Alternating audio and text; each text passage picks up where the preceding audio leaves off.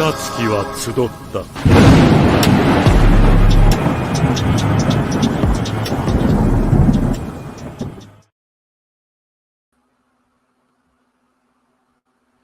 What's up? Welcome to unphiltered afterdark. I am your host, Phil Robinson with you, shotgun, one and only, everybody know me, Raider, Rich, what's good?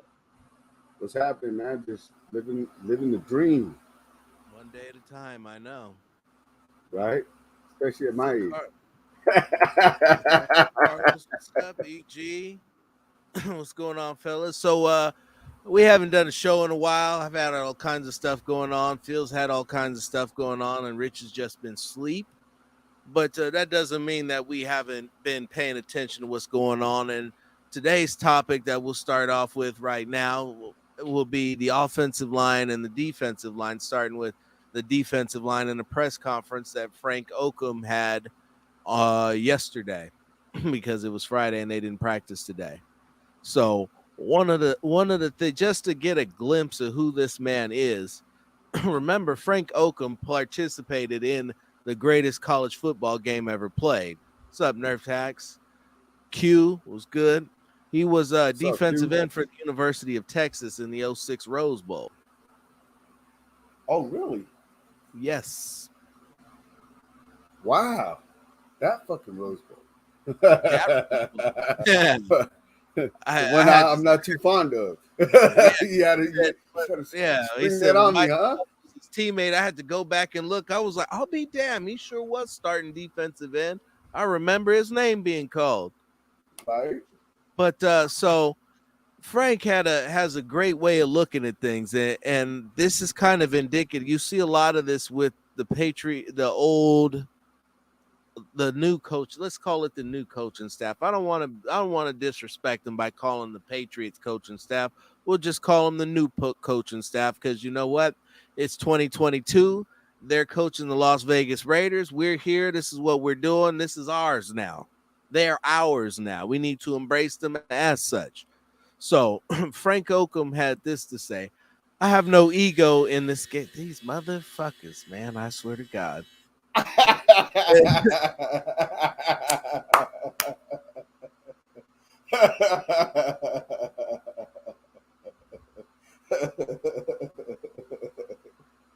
y'all see that? Did y'all see that?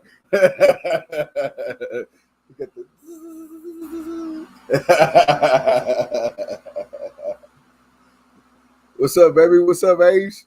Q, what's happening? Eagle Terry, what's happening? Man, how y'all doing today?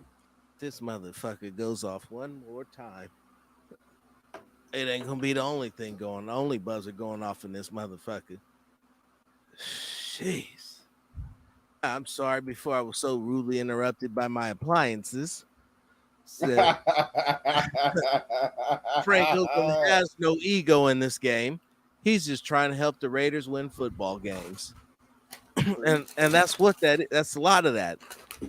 Is that they are all just trying to do their jobs, establish a new standard, and go out there and put themselves in the best position to win.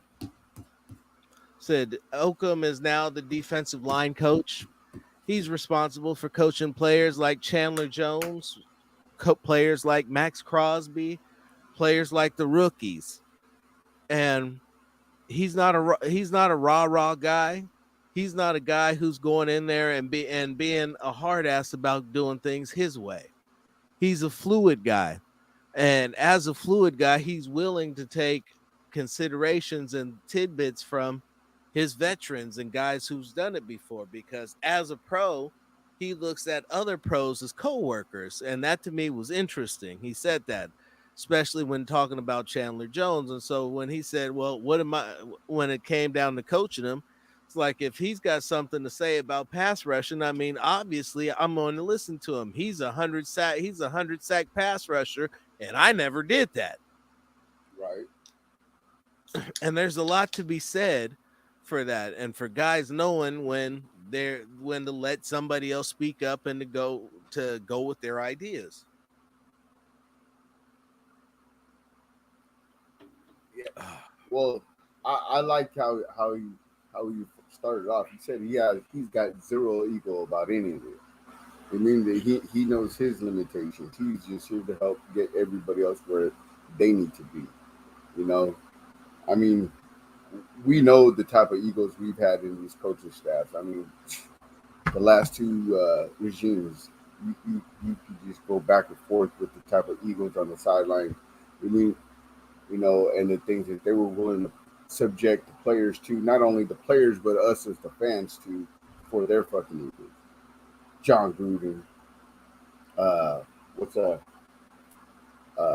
Mike Tice, Jack Del Rio. I find this refreshing. And I'm kind of hoping that we're not talking about the Patriot way. We're talking about the Raiders way from now on. That's real. Because it can't be duplicated, bro. No, it can't. It's always going to have a variation from this point moving forward, because you can't ever have what they did already. You can't bottle it up and reuse it.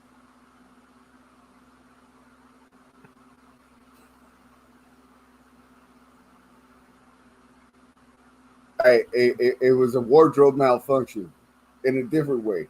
It was a wardrobe malfunction in a different way. What's up, Richard? It's good to see you, brother. Thank you. Oh, this guy over here, because we're actually doing laundry around this piece. Saludos. That's right. That's right. Yeah, but this what you're hearing, what I've been hearing from this coaching staff is that, and a lot of people like to get all up in arms about what's going on because you've been thirsty for football news, and now they're on the field, and oh my God, we have something to talk about, something for all of us who've been fiending for anything. And the reality is that these guys are just out there trying shit right now. So they're out there doing a little bit of everything. We're trying to put together anything we can possibly think of just to see what happens. It's so much so that even Brasillo said that we are using the throw spaghetti against the wall method and just kind of see what sticks. Dirty Low. What's up, Dirty Low? Wait, hold on. What happened while we were getting whooped? Got to see titty while we were losing.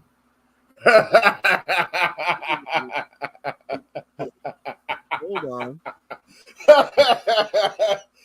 So now you know what I've been fucking cracking up on, right?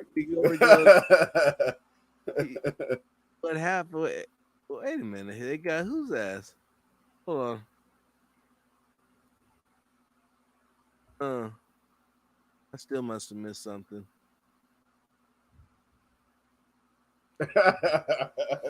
Anyway, I was with it though. I was with it, Ace. I got your back, dog. Don't trip. Man, I guess so. Anyway, so in the press conference, Oakham was asked about Matthew Butler and Neil Harris Jr. and what they were looking for when scouting guys for this particular defense. And here's what he had to say. Well, really, right now, it's just about really learning the system, just trying to get guys acclimated, understanding what Coach Patrick Graham's trying to teach the guys, and just get them comfortable playing the defense and trying to get some technical things improved. So these guys are just trying to work. A lot of what they do is going to be being technically sound, and that I heard a lot of that in that particular press conference in terms of technique, fundamentals, not changing huge things, but just kind of shoring up. And a lot of what they said was coaching related.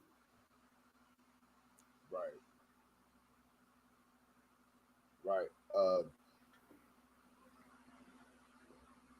Me and you were talking earlier. We were talking about was it Leatherwood, the false starts and stuff like that.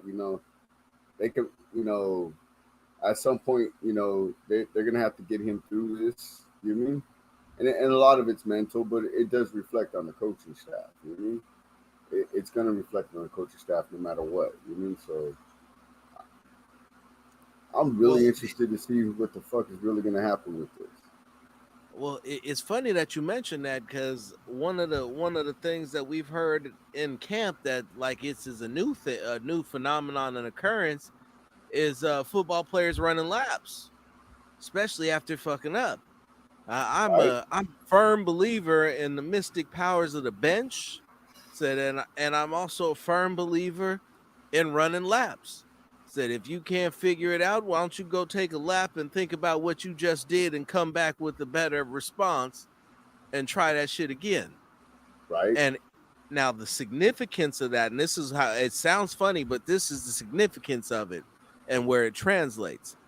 If all you do is make a mistake, line up, run the same play again, you get exactly what the Raiders had on the field last season in the red zone, where they'd fuck up, lose yardage, go back to the line of scrimmage, and the drive would be killed. Whereas the lap represents a type of negative reinforcement that lets you know that you just screwed up on this play, and we don't do that here anymore. We don't go out and mess up and think that we could just line back up and it's going to be all right. There's going to be consequences and repercussions. Somebody else is going to be eating your cornbread. But cornbread. You're not, because I'm taking it.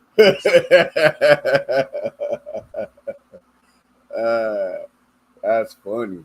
Dub C Raider.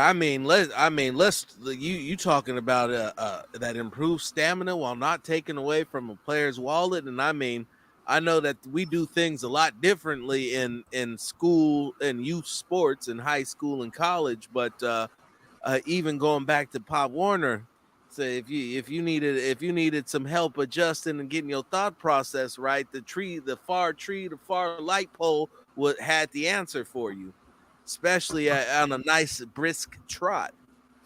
And the big fellas, it takes them a little bit longer to get around that motherfucker too, so they got extra time to think about what they're going to do.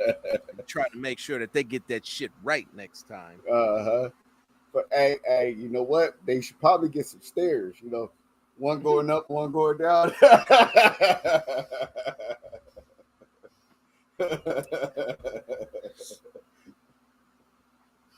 Kevin, thank you. Appreciate you, brother. But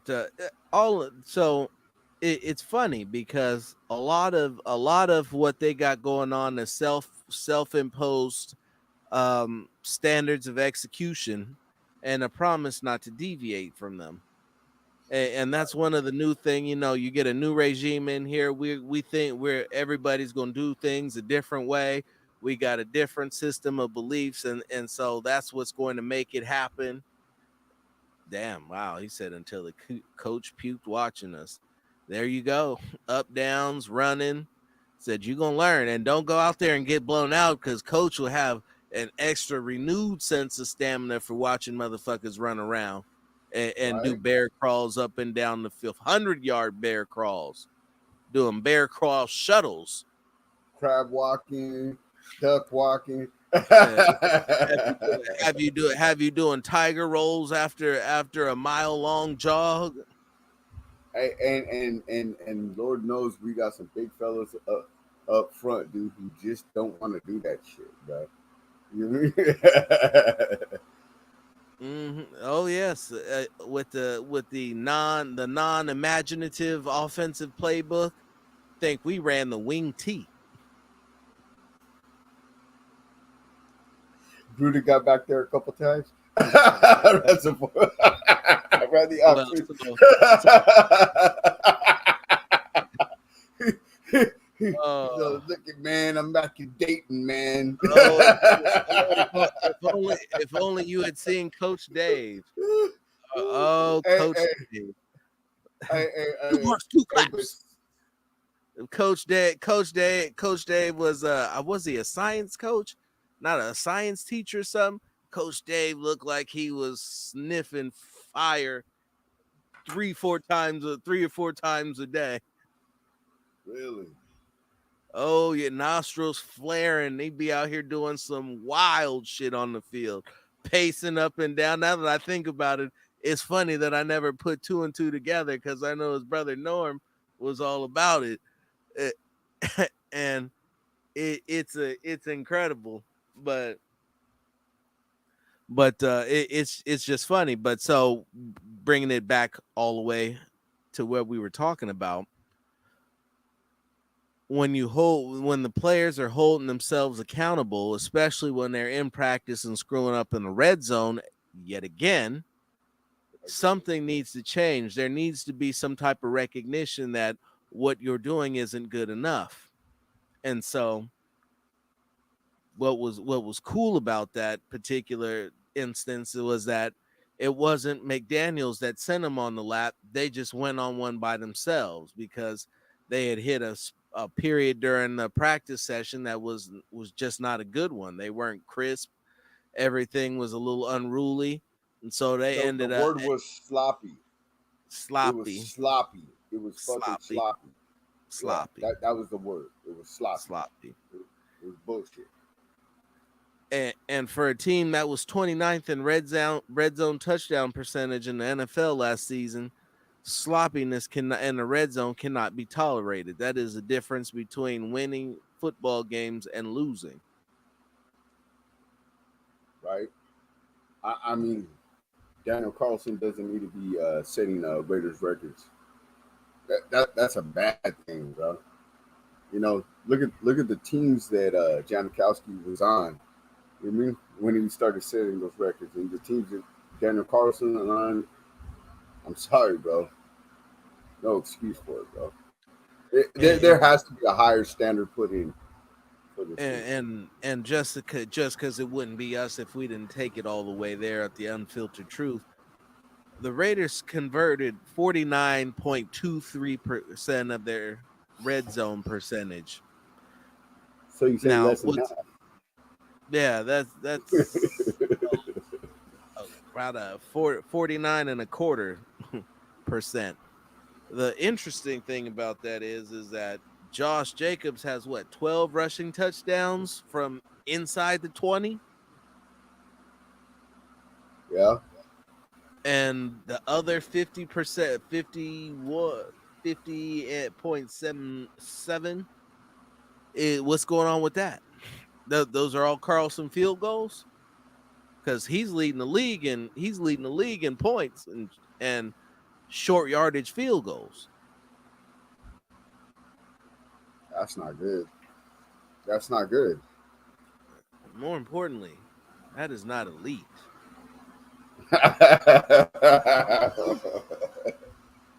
29th in red zone touchdown percentage, with a running back that arguably is the number one back in scoring inside the red zone.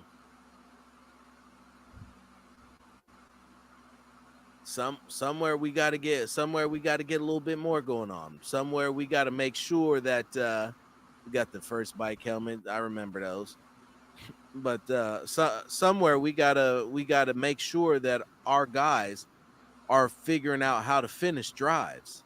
Our guys are figuring out how to get over sloppy mental mistakes. Our guys are figuring out where they need to be, what they need to be doing in order to make it happen with the guy next to him, with the new guy next to him, in case that's what they have to do.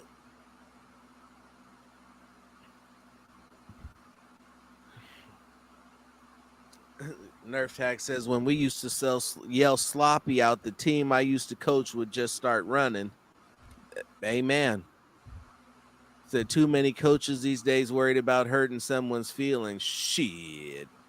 If they did half the shit coach used to do to us, they'd be screaming and yelling to have that man arrested. Arrested.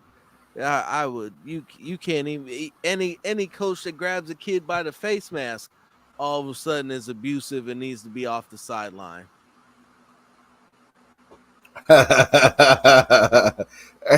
hey, our coaches used to talk some shit to us, man. Oh man, yeah. Some of the fucking things, slap you on your yeah. fucking head, and let somebody's mom come up and say, "Why you hit my kid?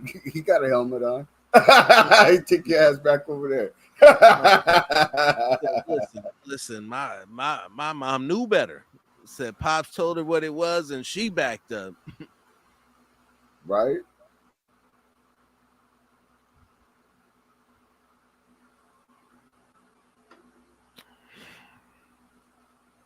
Bro, there's been a wall in front of the end zone. What you talking about? That's jeez. We talking about less than 50% of the time we're in red zone, we scoring, bro. He said, "Find a way" needs to be on the wall behind the end zone. If that is some fucked up shit and all kinds of funny at the same time. That shit was funny. Said that's Shit. why you got old linemen caught on tape eating fruit roll-ups and not doing their damn job. Hey man, that's a low fat snack. You know what I'm saying? Why you want to get on that man like that? Just because he likes to lick spaghetti out with his tongue and eat fruit roll-ups. Tongue get some spaghetti. We romantic. He holds his bowl like this. Looking like he's eating the sacred grapes. Yeah. That's funny. He's doing That is funny. Lady in the Trap. He's doing Lady in the Trap in the mirror by himself. That's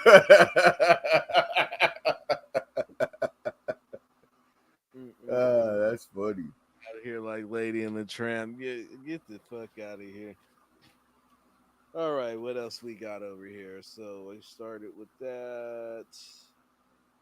Now, here's a couple of tidbits that left it for what Frank said, and then we'll move on to Carmen. All that really matters is if you get some guys that can rush the passer and some guys that can stop the run. What's up, Dirty? How you doing? And when you're evaluating defensive line talent, that's really what it comes down to. And it's funny that because he gets into it a little bit more in depth with Matthew Butler and Neil Farrell. When you're evaluating defensive linemen in the scheme, all you are really trying to get are guys that can play the run well, pressure the quarterback, collapse the pocket, and these guys provide that kind of value. Simple. Rush the passer, collapse the pocket, play the run. Said you only have limited amount of jobs to do, and in this defense, you just got to do your job.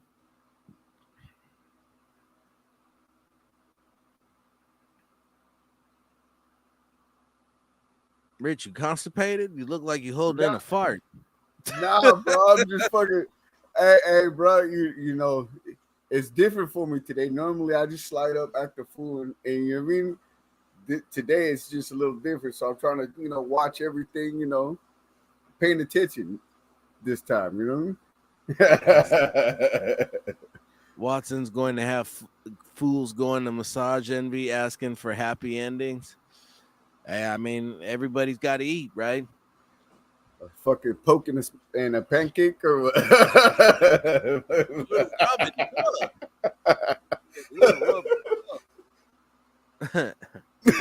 I'm sorry.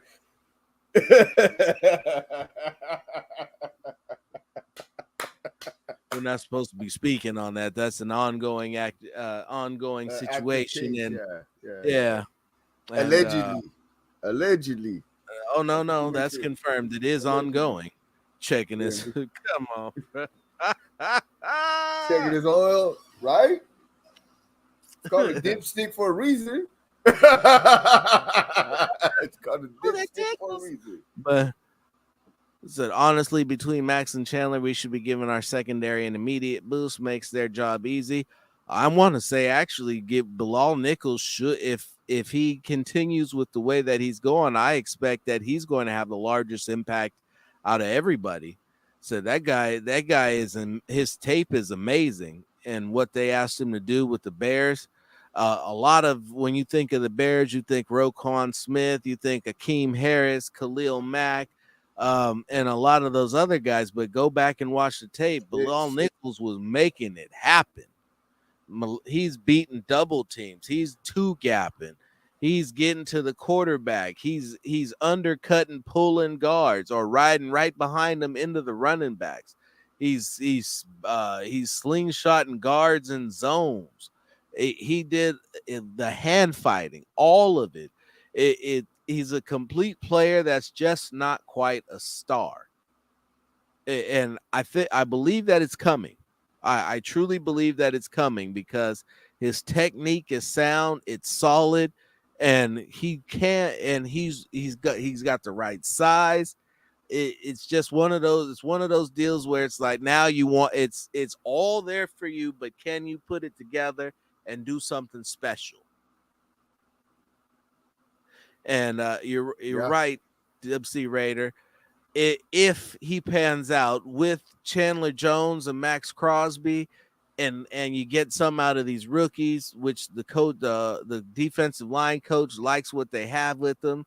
They drafted them. I've seen their tape. I like what they got there. I think that the style that they play in is one that's not necessarily predicated off explosion, so they don't have to be explosive guys. But one thing that I saw is great about all of these guys is their first step.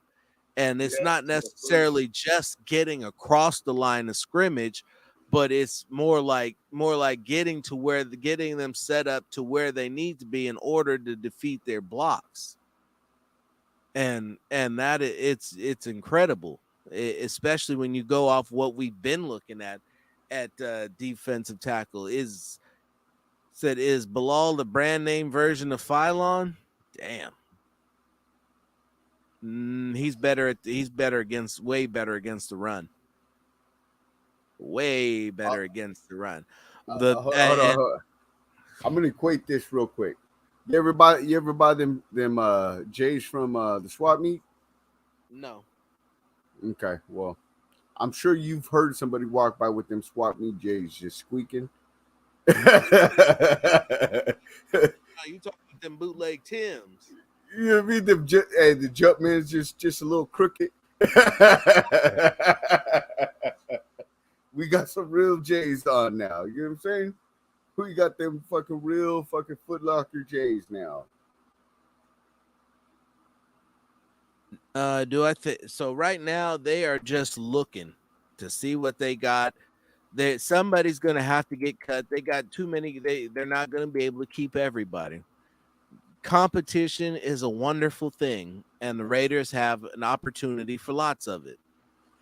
They got guys at every position. They got backups at every position.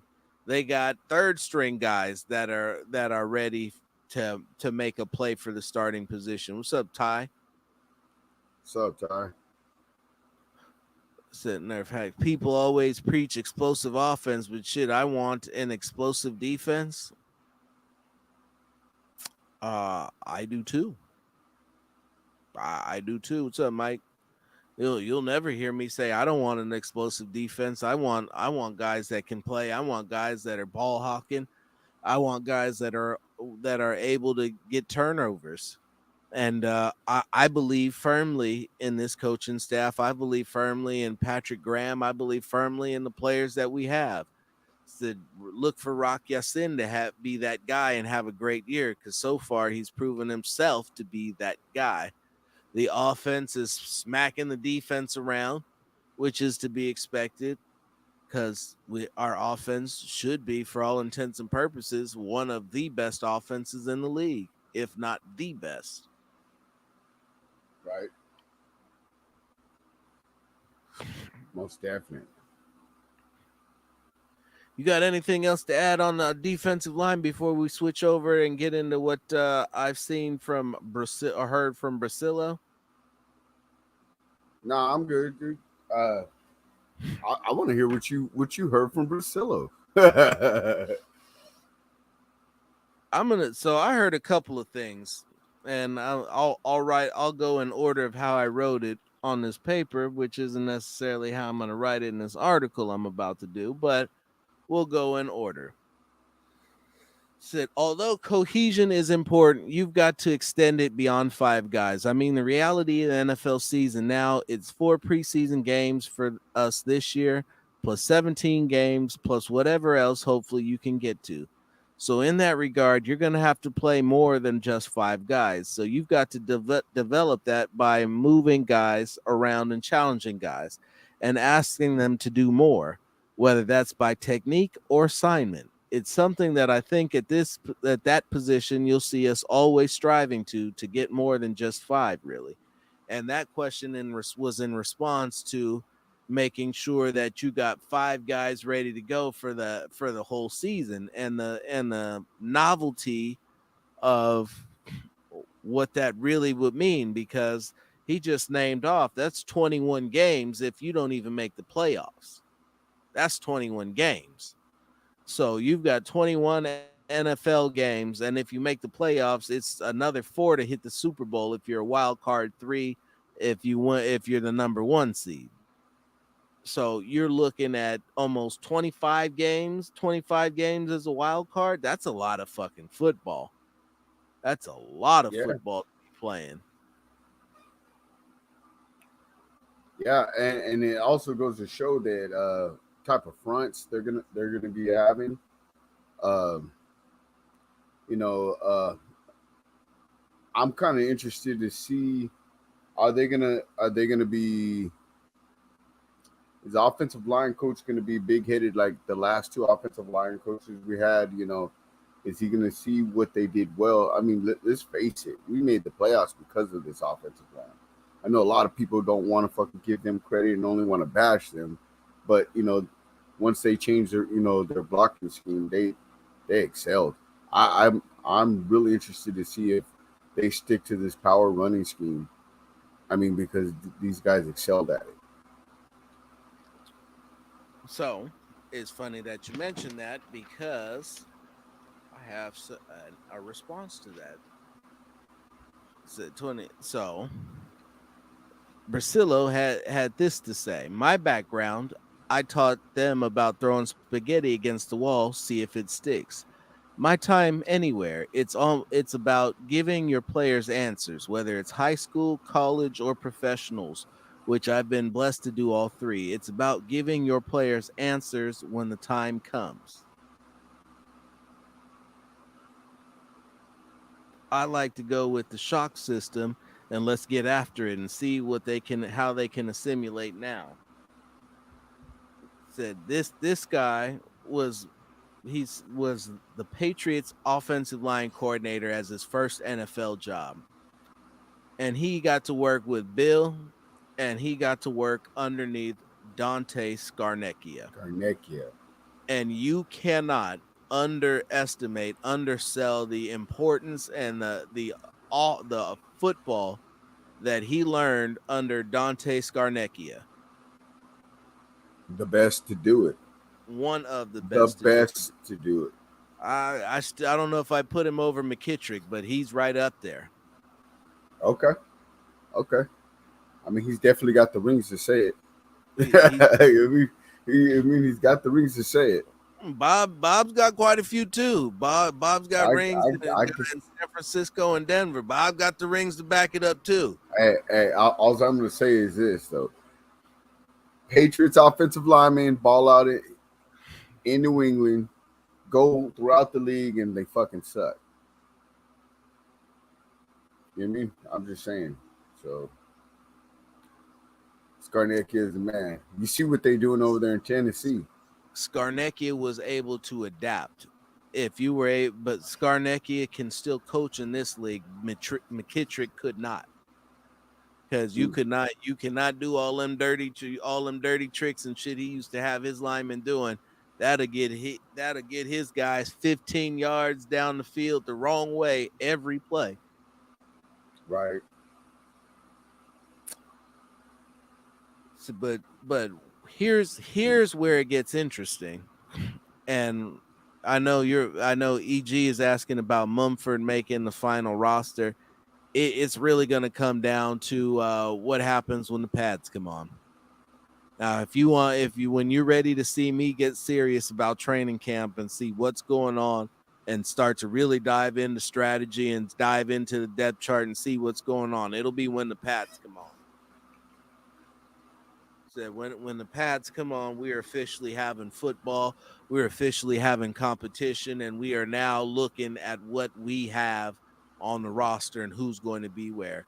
I like Thayer. I hope that he stays. I hope that he plays left guard and continues to do what it is that he can do. Not only that, but I think this coaching staff they're not really married to anybody on but what? Max Crosby They got a as couple of right guys. now.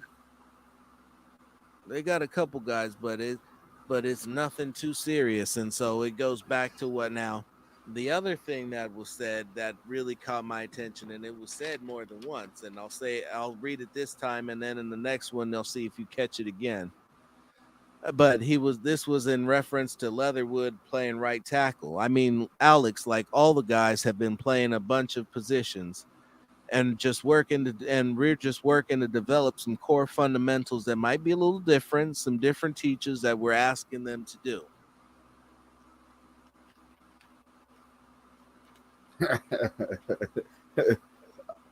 I'm gathering ain't shit set in stone. They're gonna give everybody an opportunity to see where they fit best, but ain't nothing set in stone. Ain't nothing set in stone. This dude may play guard. He may not. He may just warm up the bench. We have no idea where this man's where he's gonna be at. You know what I mean? Hey, I want him to be successful because that means we're successful. Absolutely. And just to further your point, they're even making some of the other veterans that are kind of set in their ways change some of their techniques. So there's muscle memory that we're trying to train as well. So it just takes a little bit of time with that. So we're changing core fundamentals. We're changing the way that veterans who've been set in their ways are doing some things. So what they're looking for are smart, tough offensive linemen that play their best football when it counts the most. Let me say that again. Smart, tough, and play their best football when it counts the most. I said it twice because Brasillo said it twice. And that is truly important because he's out there trying to get these guys to play their best when it counts the most, which is how you win championships. So when the pressure's on, you got to shine. So, and when you put film out there, what's your resume looking like? Because the film is your resume. D-hand mixed Cambosos. Okay. Right on. But Brasillo was quick to remind everybody that it ain't all sunshine, it ain't all rainbows and unicorns out there.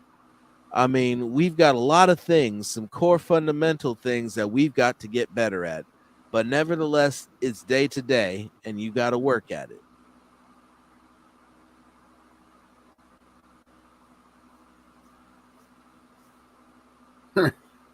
It's day to day. So the question that I have to the chat is, did you guys catch it?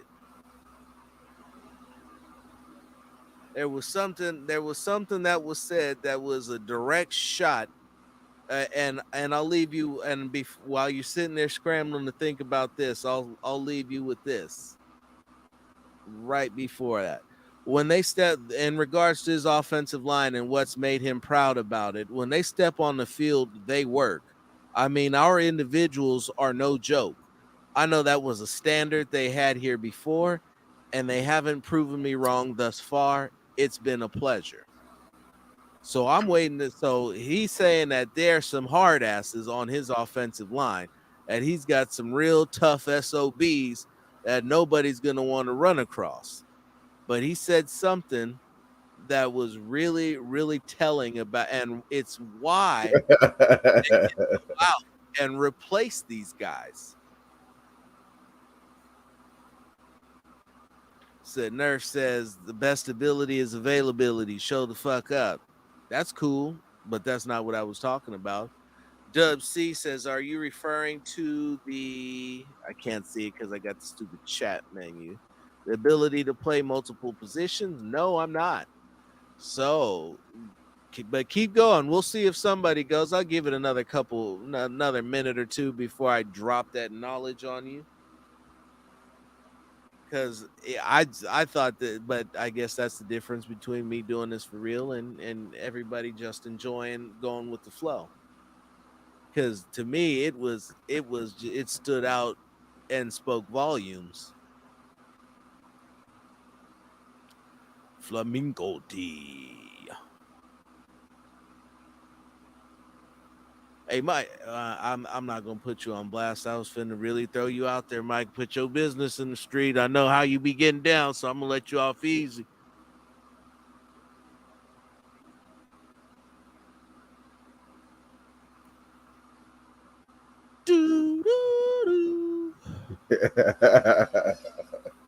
And you know when you Okay, get Vanna White about to jump out. man, the chat section lately has been killing me. Right? Killing me. I mean, the chat section said, what was it? The old goody two shoes and the Hold on, Eagle Terrier. He said he didn't play their best football when it mattered the most. Serious? And when the I playoffs were on the line, I understand where you're going with that, but that's not what I was saying. And Dub C, you know, again, I like where your heart is at, where your head is at, but that's not it either. Most hated Raider fan was goody. Y'all happy? Super sticker. We appreciate you, sir. Thank you very much. Make sure you thank you, post that, sir. Rich.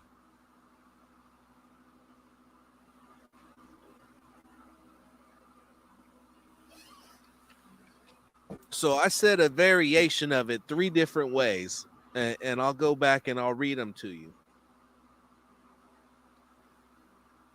It's not rainbows and unicorns. I mean, we've got a lot of things, some core fundamental things that we've got to get better at. I mean, Alex, like all the guys, have been playing a bunch of positions, and we are just working to develop some core fundamentals that might be a little different, some different teachers so that we're asking them to do. What do we do?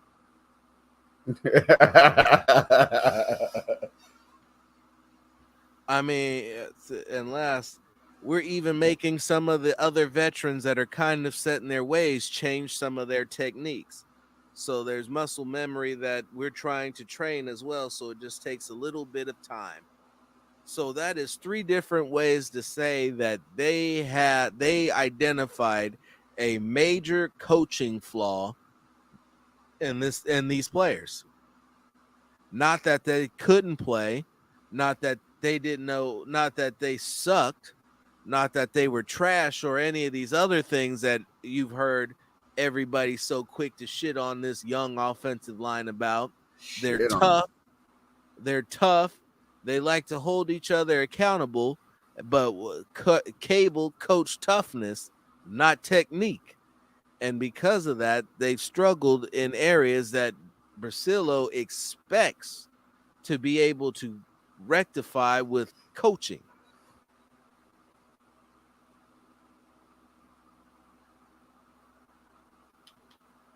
And if you look at how the New England offensive line finished last season, they were fantastic.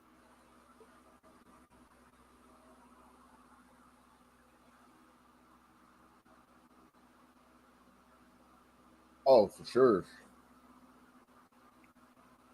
But I would like to see some better, way better technique on that right side of that line. I'm sorry. This has been an ongoing issue for what, 10 years? That whole right side of the line. I mean, Gabe solidified it, but he was never a true right guard. I'm really interested to see something better on that right side of the line.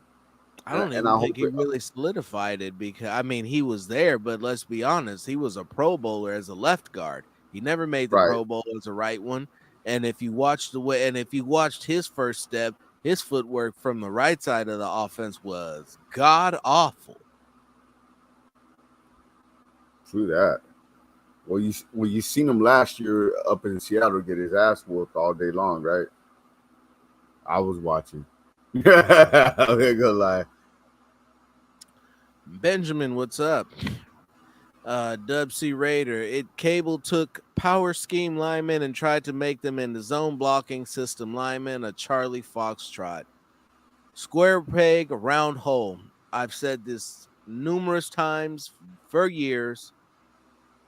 I don't understand it.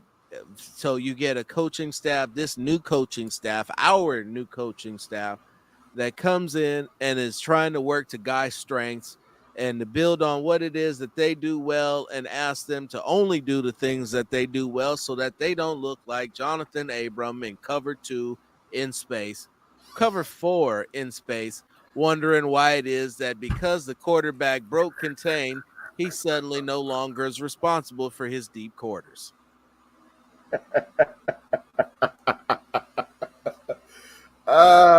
Bro, you broke it down all the way to there, bro.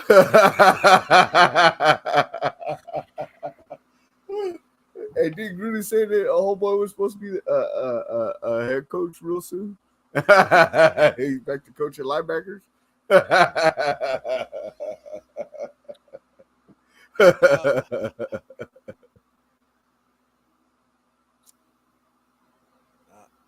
I don't know. I don't know what to tell you. That hit stick stepper. Our O line will make leaps and bounds in pass protection and run blocking this upcoming year. I'm gonna have to beg to differ on that with you because in terms of pass protection, there's not far for them to go. Nope. They were number 2 in pocket time. They were number 1 in number 11, in pressure percentage, 21.1% of dropbacks. That was 11. So you're talking about they're already just situated right outside the top 10 and getting no respect. You talked about the And right 19. tackles and having that getting solidified. Brandon Parker is an ascending young player, and if technique or core fundamentals was the problem, if if going back all the way to the basics and what he was being taught was the problem, then he should be able to bridge that gap, and they should be able to get another one of those players that's like, oh my God, this guy is a stud all of a sudden from out of nowhere. Wait. Hold on. Let me ask you this: did Mac Jones drop back 624 times? Can you please answer that question? 624. Did he? I'll wait. Thank you. I'm just saying. Parker just at times forgot what he was doing and let guys blow right by him untouched. You know, when you look at that, especially when you're letting guys go to the outside, some of that is scheme. I'm not going to sit up here and make excuses because watching the defensive end run right around him and make him look foolish is hard to look at.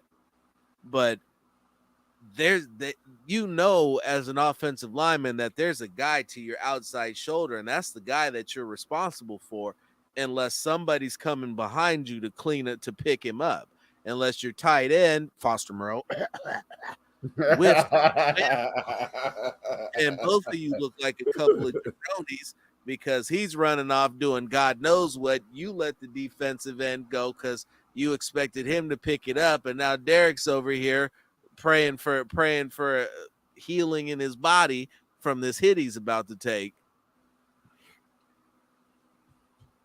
Hey, that one play is what majority of Raider Nation thinks of the offensive line for the whole fucking season. Like the whole season was like that, and it really wasn't though.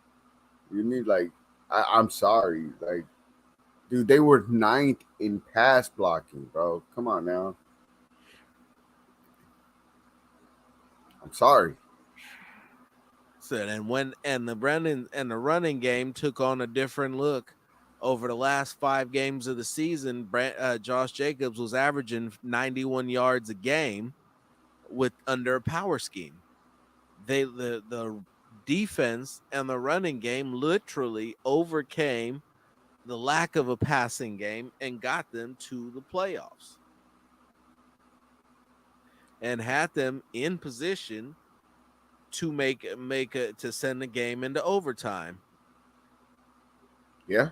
Zeus starting running back by week 3. So in a committee backfield, it may be sooner than that. It doesn't take Josh very long to get hurt. Usually that happens by week 2. Hey, you know what? I'm not going to die on that hill. He's out there battling like a trooper, and I'll say that his toughness is unquestioned. Yes, he's out there playing. Yes, he's injured, but he's still out there playing. But even still, if you're injured, you're not running at 100%. And Zeus, there's also question on whether Drake is going to be ready for training camp, and is he going to get an injury settlement, or is he going to be able to answer the bell? Because that's also going to determine what they do with their running backfield.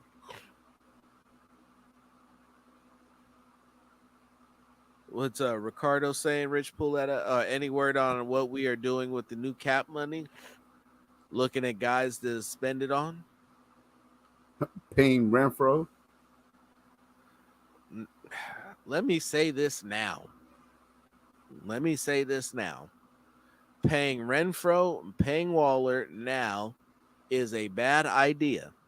There is no need to add their signing bonus to this year's salary cap when you can pay the fuck out of both of them, or set it up for them to get paid next year when you've got $90 million of cap space. It just doesn't make sense. I just don't see like every time I listen to a fucking podcast, I hear, oh, the goddamn Sue's coming. Nearly $10 million for 6 sacks. I mean, we got more than that out of Jefferson and Feiland, and we didn't even pay that much last year. Not only that, but let me just ask this: like, why would you pay Ndamukong Suh $10 million? The team that he was on, that he won a Super Bowl with in Tampa Bay, just signed his replacement for $10 million, which means that they didn't think that he was worth paying $10 million moving forward. And Akeem Hicks only got a 1-year deal, so they paid him $10 million for this year and this year only, because they didn't expect to get that level of production out of Suh. I personally would not spend more than $5 million on Suh. If he doesn't want to come play for $5 million, best of luck to you, sir. Go get your money someplace else. It's tax-free out here in Vegas, homie. So that $5 million is going to hit for a little bit more than that $7 million would someplace else. And at least with that, then you would have a defensive line that would put you on the cusp of being able to do something special. Said you'd be able to run out of Bilal Nichols at left end, Jonathan Hankins at nose, and Ndamukong Suh at right end. Then you'd have Chandler Jones and Max Crosby at your outside linebackers, Denzel Perriman and Divine Diablo. Said rumor has it there was some contact with Dante Hightower today. I was just about to bring that up. Said there's a bunch of things. So there's a spot for Suh if he wants to come here, produce, and not be worried about how much he's adding to his bank account, because that man has been paid many times over, again and again and again. Ain't nobody trading shit for Suh. That man's a free agent. A free agent. He's on the blue light special.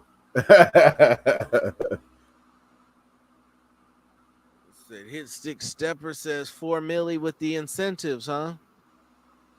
With the tax-free bag.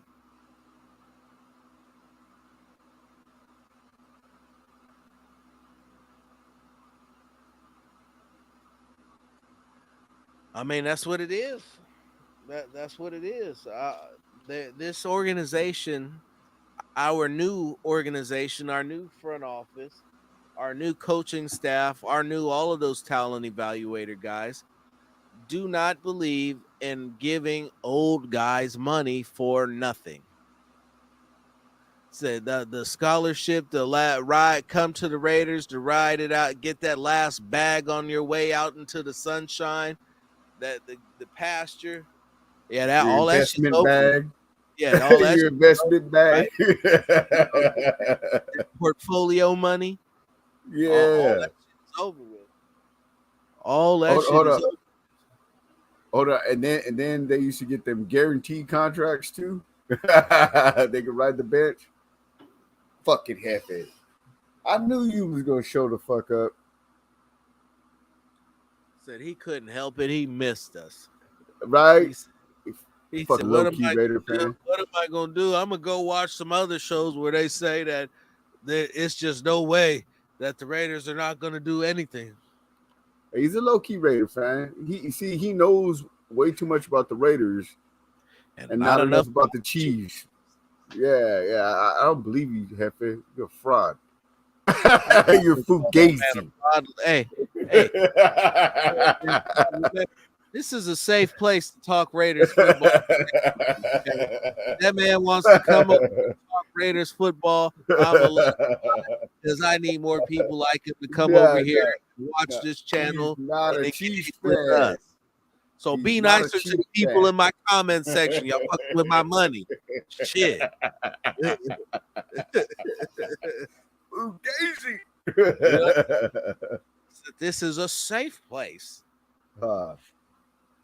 Let's all sing Kumbaya. Low key dick riding this guy. Again, this is a safe space. I got to keep Raiders in reality and Wait, what is this? Oh, that is reality. It's just stuck behind. I thought it was realty for a minute. Back to life. Bruh, what part of I need safe spot and I need people in here because y'all fucking with my money is we not getting?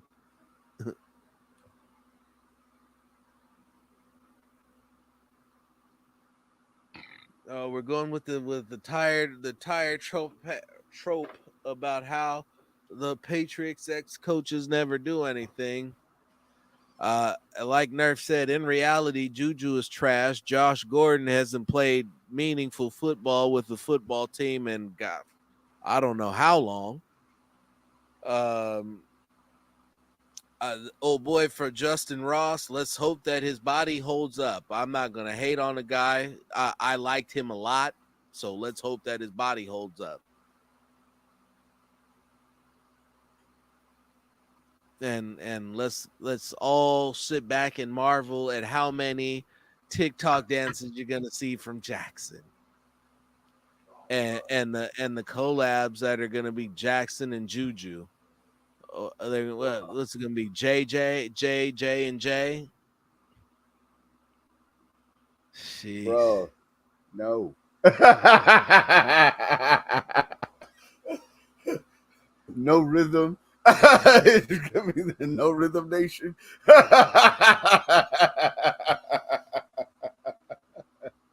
Oh man. Yeah. I don't know about that. Hey, Kelsey's a weapon. I give you that. Kelsey's a weapon. MVS is a big guy, but even with his speed, he's still not Tyreek Hill. Hardman is gonna find out what it's like. Well, Hardman should be able to talk to Juju and find out what it's like to go from being that baller ass number 2 guy to sucking ass when you got to be the guy. Juju should be able to tell him everything he needs to know about that. Oh, you Fugazi too, huh? Yeah.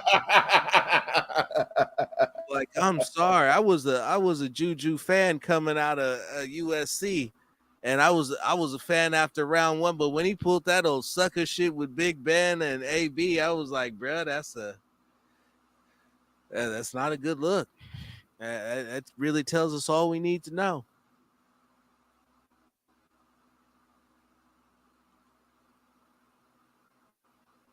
No, you know, I'm just saying. Okay. I'm just saying.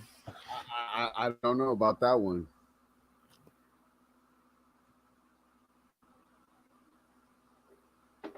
He always will, right? He always will. Gonna be singing it like Whitney. And Right? Only if I was born a little earlier, huh? Only if Ben Ben had 2 more Ray years. Roethlisberger. Ooh. I was gonna say something else, but I had to remember people actually watch this, and I don't need no lawsuits. But Right? anywho, getting off track with that a little bit. The Raiders find themselves with the third most cap space at 22 million and some. And I I was thought it talking was to, closer to 25. I thought it was too, but I guess a couple signings that they had and guys that they paid ended up doing something weird. I don't know. It's Okay, 22, they so probably cash Dundee. somebody out. Yeah. Ton deep. It's all about the QBs proven playoff winners. It might be. There's a legitimate statement there. I'm not gonna argue that. It is, and if you want to do something, you got to enter that club, and you gotta kick that door down, and we got Yes, to we be do. able to trust that when you're going throw for throw against these young bucks, that you're gonna match that. I gotta say Hey, that I'll have to believe it when I see it because I haven't seen it. Everything is in place to where there's no reason why it can't happen. Now it just needs to happen.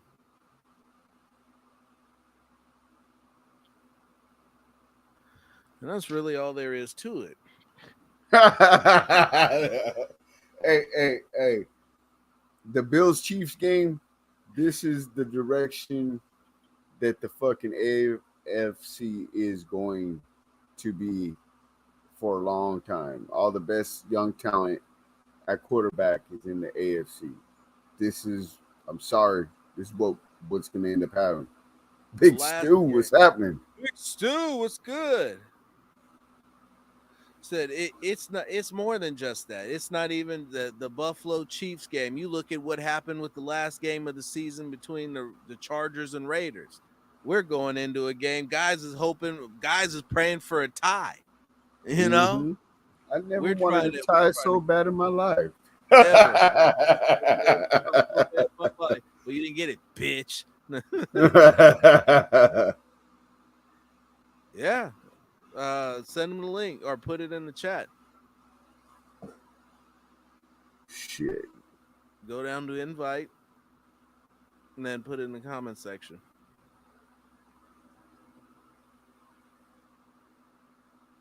Saginaw County's fine. Oh, don't get them started, Mike. We'll be sitting here for the next 3 hours talking about the greatness of Stu.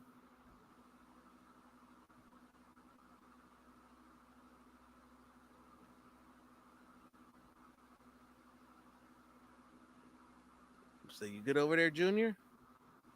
Probably not. Whatever you do, just don't kill the stream. Right? Oh, dude, I ain't never living that one down. Hey, just don't kill the stream, bro. That's all you got to do. Right? Let me see. Invite this.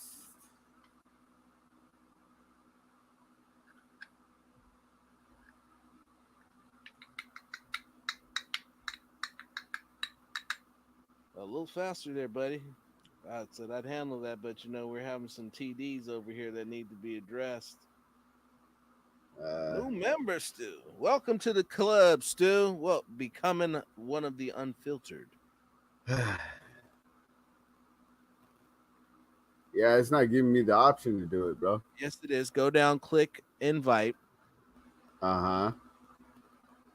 Let's see if I can. No, can I do this from here?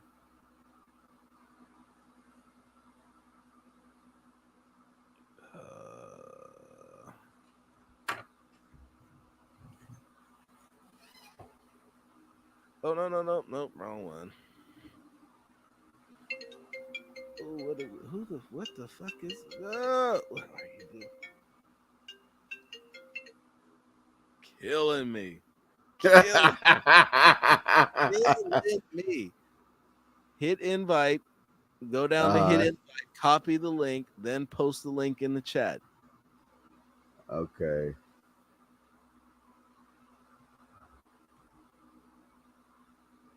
Hold on, Stu. I think my computer got hacked, so Rich is running the stream right now. So he's got to. Yeah, for the first time ever. Yeah, we got to deal with this. Huh. I need some better training. I said if I didn't need you to hurry up and be back, Rich, I'd be telling you to run a lap. Right? Hey, deserving so. Right? I'm gonna need better fucking execution out of you. Hey, I get it. Okay.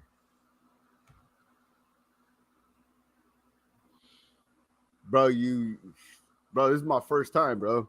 He's only as good as his trainer. Fuck you. I've been walking with him. Can't take direction. Damn. Okay. Listen. I'm not gonna fire my guy Rich over that. He's getting close, but I'm not gonna fire him over that. Right? Give him now. If we go another 30 seconds and this don't get out, now we might be talking a different story. But Hey, bro. Hey, it allows me to copy. It doesn't allow me to share. In the chat, fool. Put it in the chat. Oh, okay.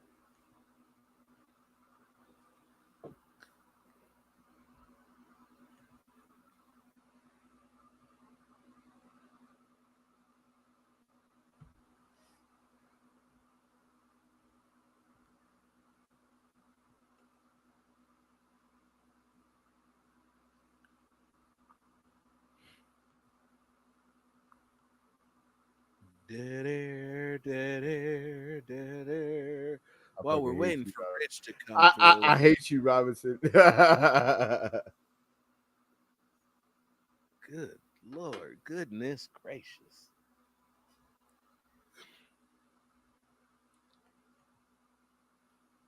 Can't send Rich nowhere.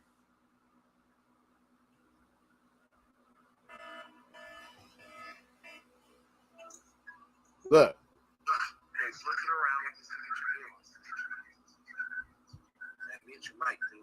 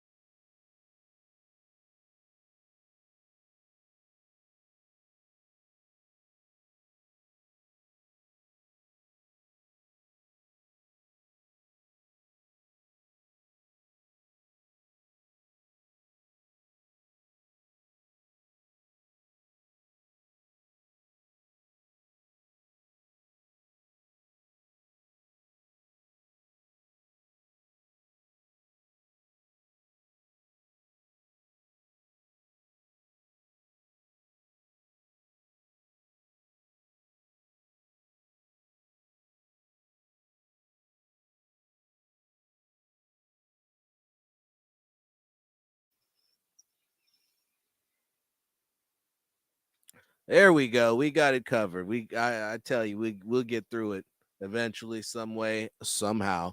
Stu, please, by all means, pull up. Help me. You see what I got to work with.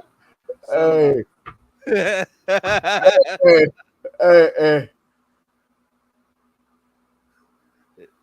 all right, Rich. We're all dinosaurs. We're gonna get through this one way or another. Sorry.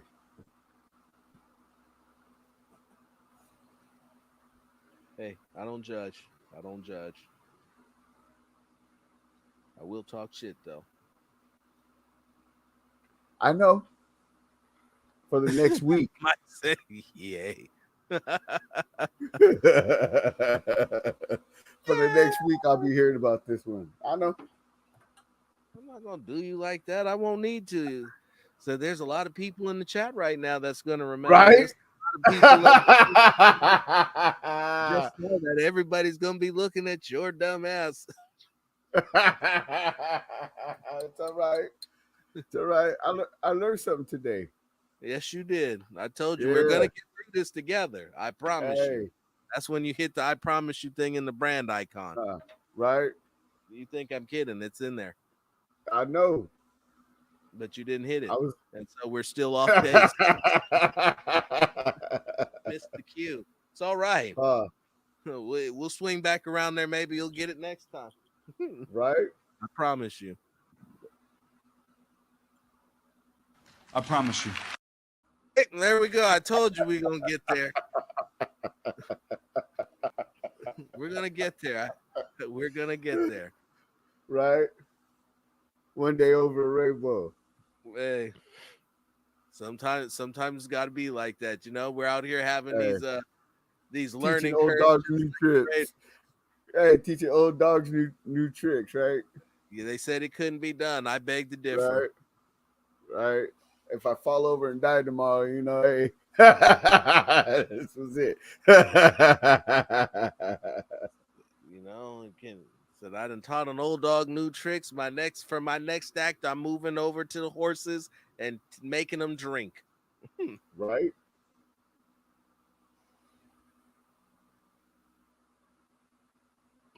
Freddie C, what's going on? Raider Nation for the live phones.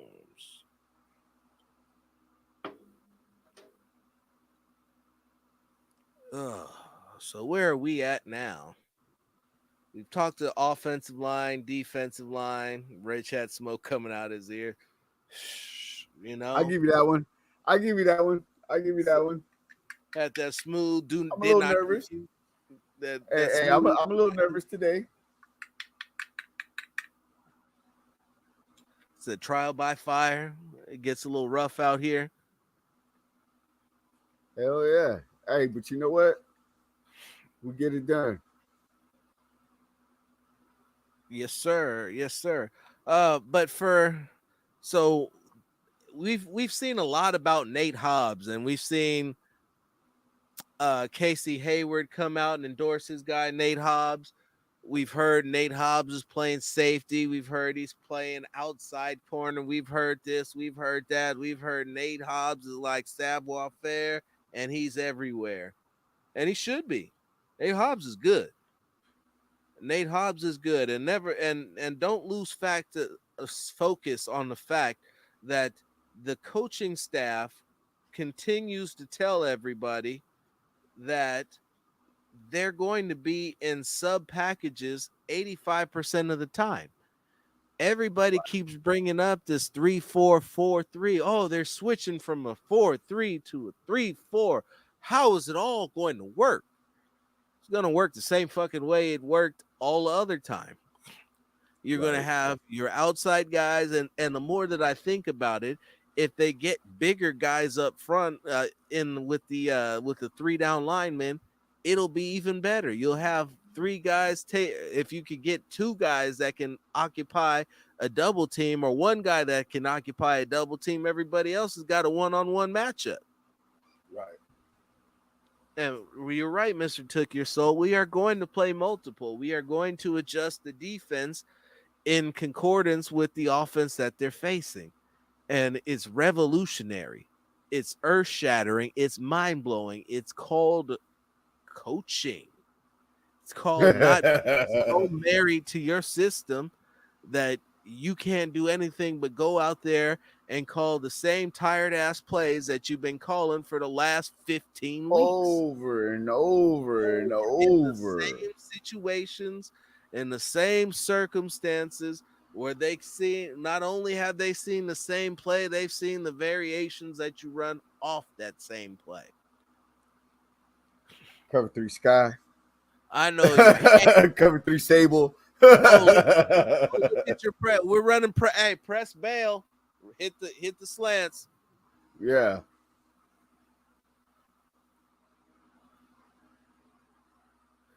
And truth be told, EG, I want to say the last time the Raiders played the 3-4, they were in the Super Bowl. Think about that. No, they weren't. No, because no. Did they play again? No, you're right, because they were. No, they played the 34. They played the 34 in 2006. I want actually, Stu, where are you at, Stu? Where the fuck are you at? I got questions about what defense you were running, because I believe it was Stu's time. Yeah. I want to say with Warren Sapp and Warren Sapp came in. Yeah. Yeah, with him and Burgess. Pro was there, and then no, that's after they switched back to a 4-3. But remember they had Pro, they had didn't they bring in a dude from New England to play nose tackle? Was it Ted Washington? Was it Washington? I think so, because remember we drafted shit. Because that's when Akbar Bajamia came, right? GB or AKB or OG. Yeah, one of them. Well, he had a brother. KGB had a brother. KGB. Yeah, Akbar, who used to play for us. Now he's on TV. Showing off that $1 million smile at what is it? Ninja, the Ninja show. Right. Yeah, American Ninja. Yeah. Ninja Warrior. Yeah.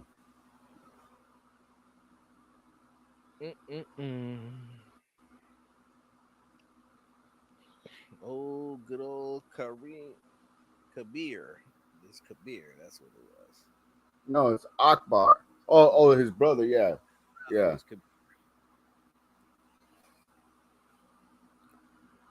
Gaja Biamida. Yeah.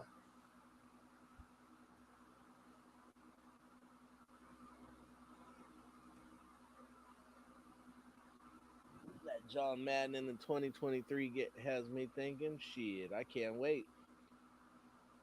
Can't wait. The team's finally legit. Let's hope that they get rid of their meltdown process.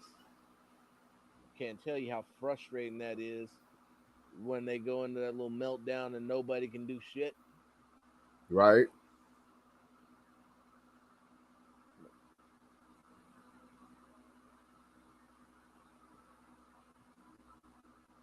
Say something, Rich. You're front and focus. You can't be quiet. Right. Hey, well, let me ask you a question. Right. I was thinking about the offense, right? Do we have an offense that's conducive to run what McDaniels has been running as of late? I mean, he's been running a lot of 21 personnel, not an 11 personnel offense. Mm-hmm. I've been kind of thinking, is there, because our talent is more of an 11 personnel, more of a kind of like a Sean McVay offense. I mean, do we have the horses to continue to run something like that? I mean, you're gonna need a fast back, which we have one in Drake. Now, 21, I would argue we do. We have a fullback now. If you look, I understand that. 12, now that's different. I liked the hands on Foster, but in Daniel's offense, your second tight end is going to be required to block, and Foster's blocking is falling off the side of a cliff. Right. When he came into the league as a blocking tight end. and I didn't expect him to do much more than that. He showed good hands, he showed decent speed, and he showed a decent ability to block. But year two was just like, all right, after he injured his knee, Lost his coach. he lost his Lost his coach, coach. and it just kind of it's been all over the place for him. Right. No, I just been thinking about that. Um, with Hunter Renfrow, Darren Waller, you're gonna want to split Darren Waller. You're gonna have him in line, but you do want to line him up at outside. Where he's gonna be the biggest mismatch on the fucking field. So, are we gonna run more of a wide open offense? Or are we gonna run what traditionally what Josh McDaniels likes to run is more of that ground and pound offense? You mean? I mean, I've seen Tom Brady run, a wide open offense and then a condensed power football offense. I'm just trying to. I just don't get the. I just don't get the personnel. You got to have Renfro on the field. You got to have Adams on the field, and you got to have Waller on the field. You know what I'm saying? So, are we going to have too many horses in the stable to be running, a traditional McDaniels, two backs, one tight end fucking offense? What's up, Joey boy? So the answer to that is that it lays somewhere in between. You have the personnel to run both style of offenses, so that once again depends on the defense that you're going up against. If the defense is running short on DBs, line them up, spread them out, throw it all over the place. You're gonna see a lot of pick routes. You're gonna see a lot of levels. You're gonna see a lot of option routes. You're gonna see basically you're going to see a lot of dink and dunk Derek, but it won't be check down Carr. It'll be dink and dunk Derek. Why will it be dink and dunk Derek? Because of the levels, because of the option routes, because you're looking at where they're going, and you're looking at what the defense is offering and making adjustments based off of that.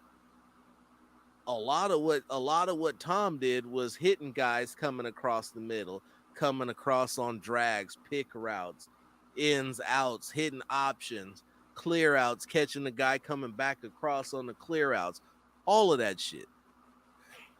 Not So only that, but they would also level out the receivers, have one short, one intermediate, and one deep, all on the same side of the field. You mean, and just let them to, pepper the fucking field?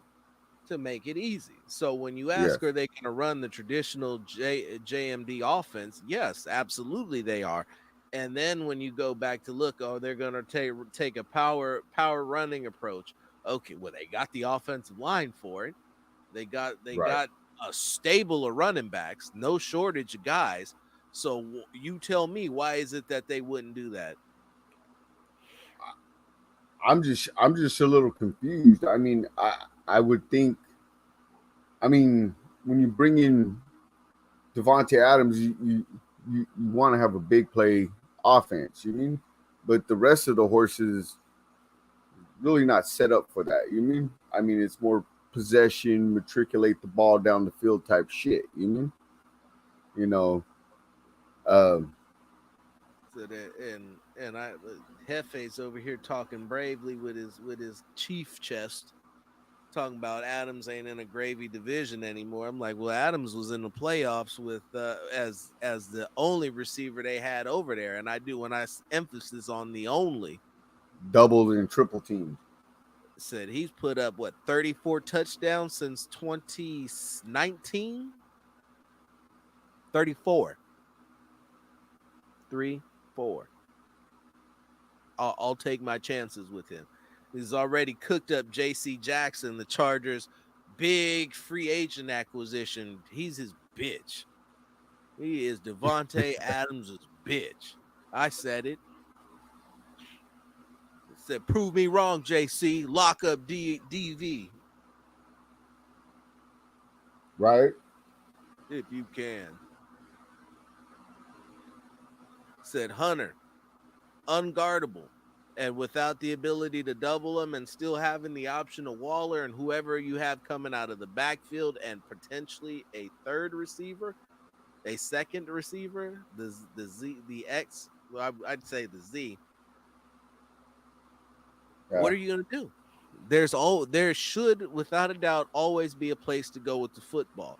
This is where you're going to see the difference in, yes, you have a talent difference, but you should also see a scheme difference, and where you should see a lot more opportunities where if it's not multiple guys running free, it'll at least be one guy who's running just completely naked. Nobody around him.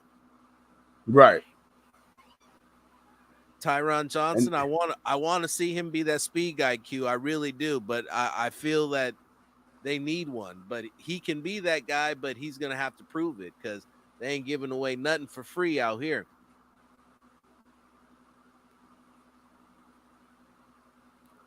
Hey, very few people do want that smoke. Very few. Very few. You see what he? Hey, Richard Sherman ain't been the same since. He ain't been the same since, bro. Ain't been the same since. The knees all messed up, shoulder. He done got old.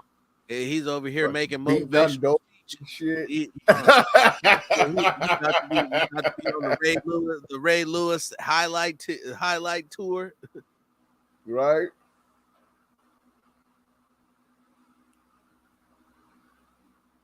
We got Linnell in the house. And that's really what it comes down to. There's a lot of options. It's gonna be an interesting thing, an interesting situation for Derek, unlike one that he has never been in before, is that he has an abundance of options. So it's really gonna boil down to, is he not gonna lock in on them because he has other ones? Is he going to be able to trust his collection of guys instead of just one? Is he suddenly going to lose trust in Hunter because he's got Devontae? Is he going to lose trust in Darren because he's got Devontae and Hunter?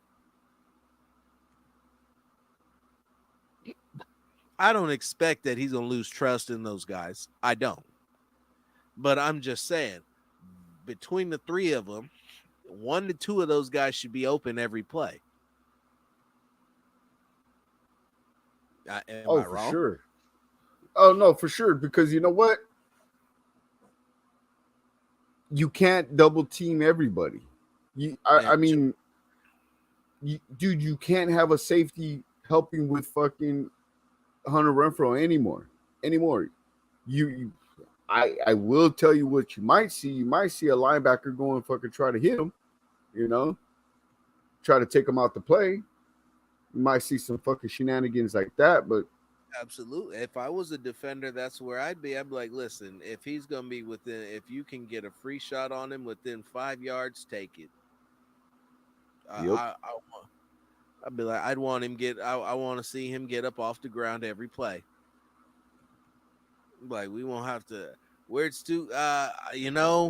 Rich was incurring some difficulties, and Stu's no longer with us.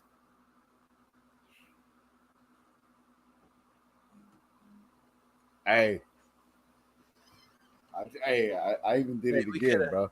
Hey, I even did it again. We could have had a former Raider on the show. Hey, I'm gonna hear about this tomorrow. Watch. You don't have to hear about it. Just people in the chat section asking where'd he go. Yeah.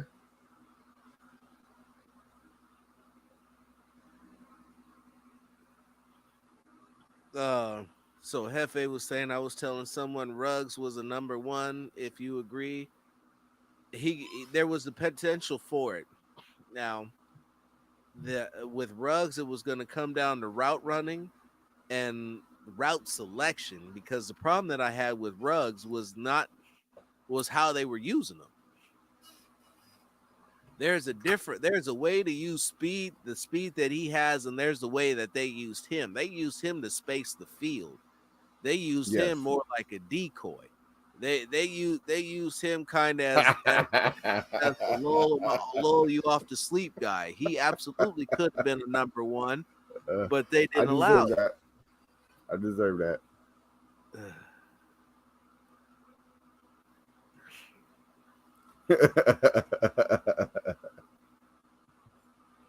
I deserve that one. All right. I won't take too many of those, but hey, I'll take that one. I'll end this bitch.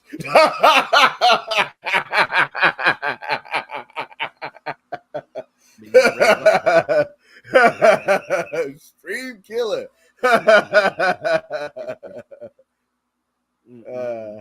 Jerome. Is this the rich version of teaching my 80-year-old grandparents how? Damn. I got two left. I got two left. Get them out now. Get them out now. Hey, listen, y'all get them all out. Remember, he's controlling the block button.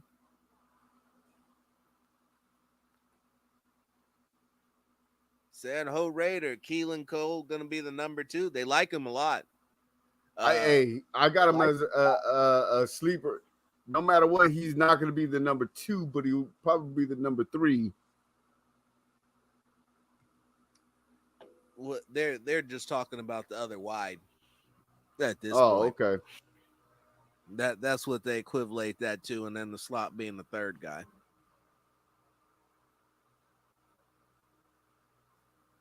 So Rich will go, damn. He got to go on timeout for that.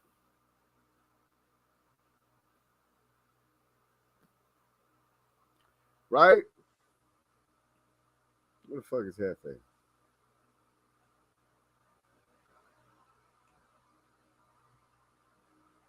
So we ready for Kansas family love. Rich is a fool. What about Mac Hollins and Demarcus Robinson? I see Demarcus Robinson as a backup to Hunter. Mac Hollins, he's the big body, and I want to see him put it together. But until he does, when he does, it'll be the first time.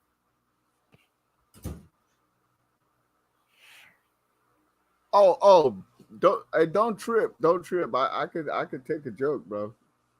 I could take a joke. Now I understand what it is, cause I'm gonna get my balls busted a lot for this one. Don't trip. I'm with you, bro.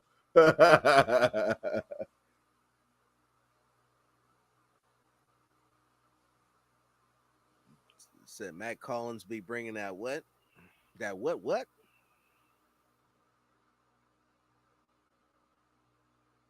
Can I move this shit? Nope, sure can. This got to stay right. Bringing that work ethic. Well, he gonna need to bring them results. Said he can have the greatest work ethic in the world. He got to be bringing them results.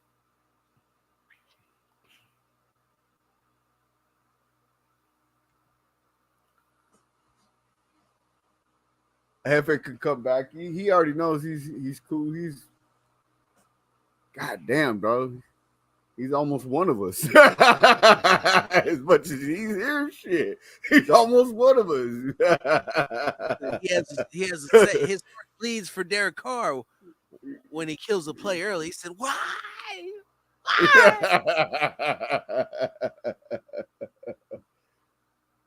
Pulling up to the opener. I'm gonna try. I'm hoping that I get to use my LA football credentials and get into SoFi for the season opener. That'll be tight as fuck. Yeah, especially going into the media box. That'll be dope. Right? Go sit there in a sticky ass stadium. That stadium is whack out, bro. Hey, but you forget, I won't be sitting amongst you commoners. Oh, my bad. You know, peasants. Hey, gonna have the locks up in a ponytail? In a bun? Said walking in, getting my badge checked 2 or 3 times. My ID. Uh, Yes, I do see James being center week 1.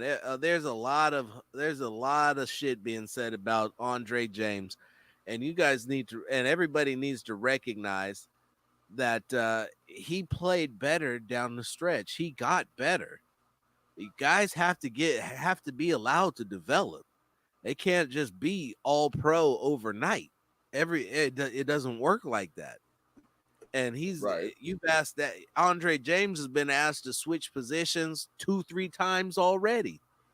Said he didn't come in as a center. I mean, he was supposed to be a guard, wasn't he? Yeah, he was a guard. He was Yeah. He he was was a a guard right that guard played center who at tried to play UCLA. guard and ended up being a center. I mean, shit happens. Where's Cade at? You should know. That's his fucking Right. fuck team. Mr. McNown. Everybody's but the thing about it is everybody's playing everywhere. This is a throw spaghetti at the wall against the wall and see what sticks kind of time. This is the time of year that you go out and you go and do some regular old crazy shit. Why? Because you're learning the basic install of your playbook already. So you already know that. So you're going out there with the basics and you mix things up to see what it is that you are going to be able to do in case some shit happens or somebody happens to be, or you don't know anything about guys and you just want to see who works best with whom. Because like Brasillo said, at some point you're going to see more than just your starting 5.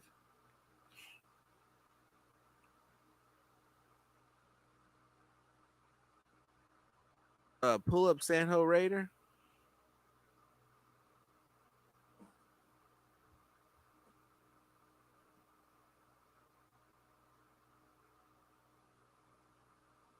I think that I don't believe that to be true at all.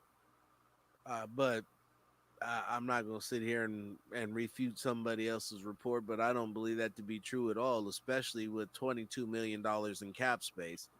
We're at the end of free agency, getting ready to head into training camp. The Raiders are sitting in a premium position to take on any player of their choosing. That cash is not even really an issue.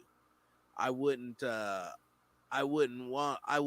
them to go out and give it all to one person, but at the same time, if they want to go out and get a couple of high priced guys to come in and fill a spot where they suddenly see a hole on their roster, then that's just smart business. That's the ideal way to go about that. I mean, if you look at it, that approach won the Rams the Super Bowl because they don't win that. You done because I can answer that shit. Put your little earmuffs on. Put your earmuffs on. That's the motherfucker who said Farrell was going to be a starter. What's the kid we drafted out of Clemson? Did he even play a game for us? Third round draft pick, safety. I never seen him play.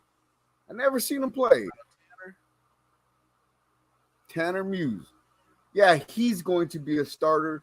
Oh, and the Raiders are giving Derek Carr a $200+ million 5-year fucking contract. That man doesn't know shit that's going on, dude. I'll say that. You mean? Okay. That's not him. That's me. That man does not know what he's talking about. I'm sorry. Well, we're here in a safe space where we can get that out and we can explain that. Put down the listeners, the viewers' throats, and and hop all over. I'm sorry that you have been that misinformed before, but if you stick around and watch, I guarantee you we'll be able to get you on track relatively quickly. I mean, as you can see, we got Chiefs fans in this motherfucker coming to figure out what the fuck is going on with our beloved franchise. So I got to be doing something right.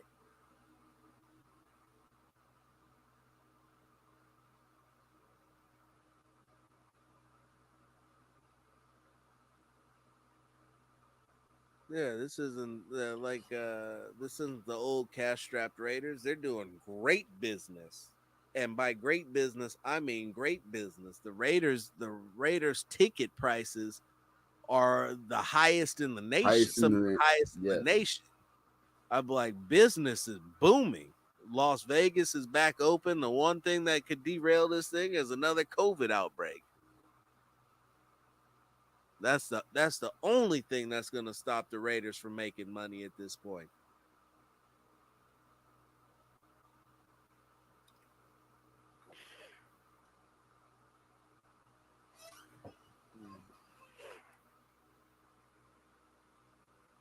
Yes, Vegas was a huge win. Yes. Huge win. It's a market that they can dominate and they don't have to share with anyone else. And I dare say it's even big. It's an even better market than Los Angeles.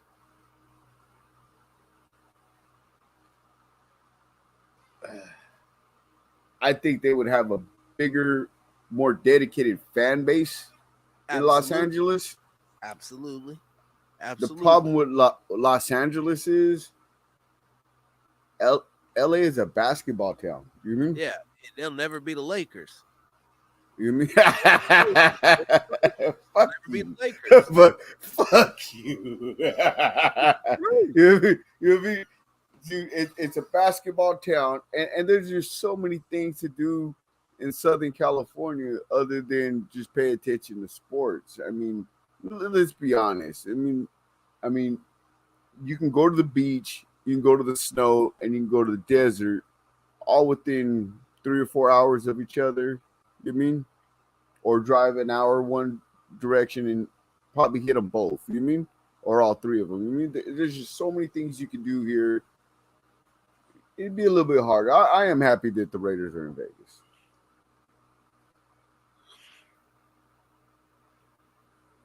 No, so that's you're thinking about this. You're approaching this wrong, Q. Yes, yes. LA has per capita in household guys. It's a huge market. Vegas is untapped with no opposition except for the hockey team, and the hockey team that could have the greatest season in the world, but in the middle of the Raiders playoff run, nobody gives a fuck about the Golden Knights. And It's that's just still what it hockey. is. It's still Yeah, hockey, bro. still hockey. It's still Talking hockey. about the Raiders. The Raiders. No baseball team, no other football team. The basketball team is the Aces, and so it's the WNBA. So it's still not a threat. Summer League, all that other shit. None of that is the Raiders.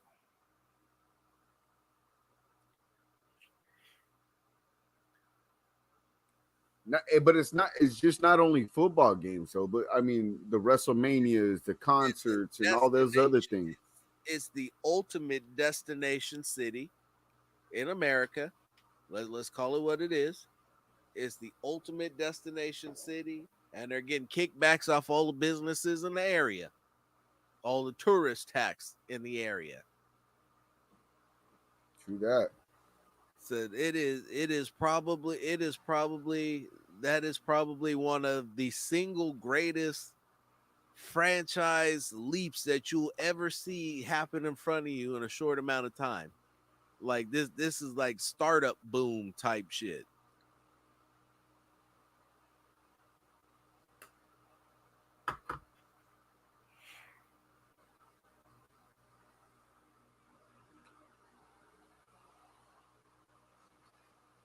Yeah, I get it's the home of the UFC too, but you mean like the UFC ain't as big as the NFL. I like the UFC and everything, and I appreciate it, but it's still not as big as the NFL. Nothing in the United States is as big as American football. Uh, Listen, Vegas is big enough for UFC and the NFL. It is the perfect combination of spots for all of that, even the WNBA. It is absolutely. There's enough room. There's enough space. They've got enough hotels to cycle everybody in and out to make it happen. Soon to be home of the A's. You know what, Hefe? Fuck you. I was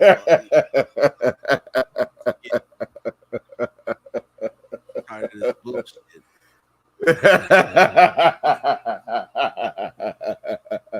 Okay. It's fucked up. Make it a safe space, and somebody got to go above and beyond. Right. Jeez, dick. But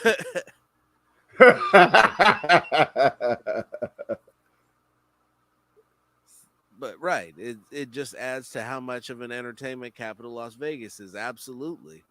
And now you put those events in there. Those are repeat events, and everybody. And what does Vegas love? Repeat events.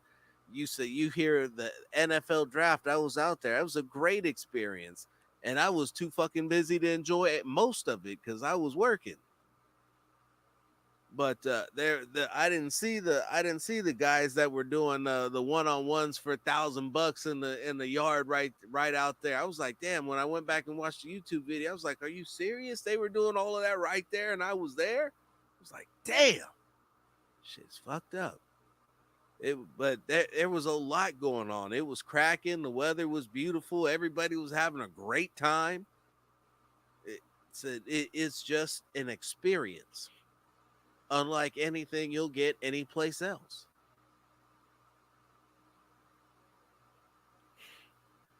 Went from I promise you. from the bottom, now we here.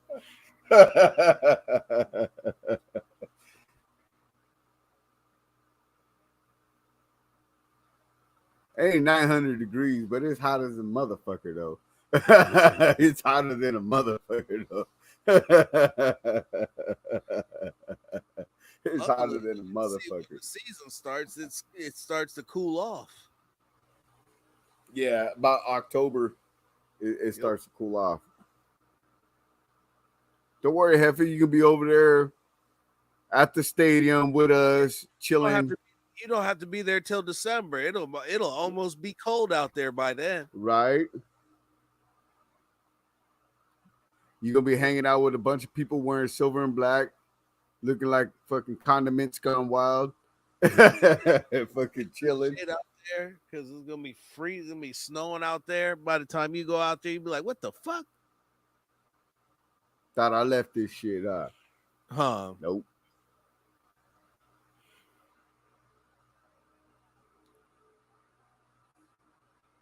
At 1:20 at 8 p.m. in Vegas. The hell? Shit, what you talking about? 1:20 at 3 a.m. hey, not Arizona though, but y'all got them fucking monsoons though, dude. Robinson, imagine it raining fucking harder than you've ever seen it, right? For 2 minutes, and then it goes away. You've never been to Florida or Jamaica. I've seen that before. That shit it's like it's fucked. You'd be like, oh my God, like what the it was clear skies 5-10 minutes ago. Baby powder done turn the dough on you.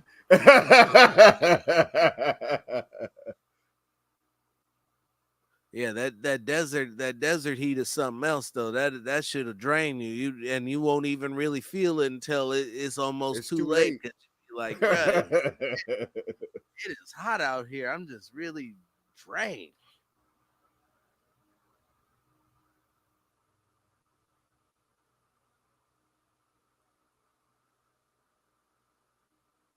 So yeah, the thing that always fucked my head up in Florida is when you're driving down the freeway, you just see the gators posted up on the side of the road, chilling. Like that's where they supposed because literally that's where they supposed to be, right? Yeah. Oh yeah. Hey, Texas feels like you fucking breathing through straws. It's not even safe to be out in the sun in the pool. I got tore up.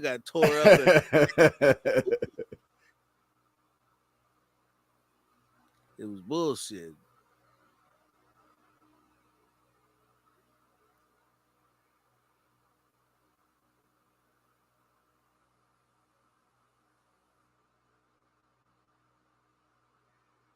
So let me ask you a question. Shoot.